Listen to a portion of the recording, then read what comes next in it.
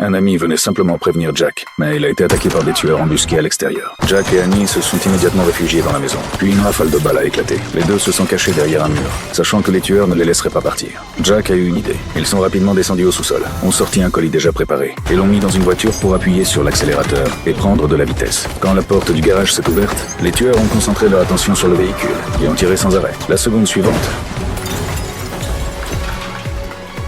la voiture a foncé brusquement dehors. Au moment où les tueurs s'approchaient prudemment pour vérifier, Annie a conduit une autre voiture et a défoncé la porte. Elle a foncé dehors avant qu'ils ne réagissent. Ils ont rapidement pris la fuite. Et les tueurs les ont poursuivis sans relâche, car ils détenaient la clé qui contrôlait tout le système de la ville. Pour empêcher que cette clé tombe entre les mains d'agents étrangers, ils ont récupéré les enfants à l'école, ont embarqué dans un avion en direction de la maison de la mère d'Annie. Mais lors du contrôle de sécurité, les caméras de surveillance les ont filmés. L'agent de la CIA Baron est arrivé rapidement. Mais à ce moment-là, la famille de Jack était déjà partie en bus. Jack a trouvé une autre voiture et a fait descendre les enfants. En descendant, Annie a délibérément heurté le propriétaire du véhicule, a volé les clés et est parti avec la voiture. Peu de temps après leur départ, un passager dans le bus a passé un appel téléphonique.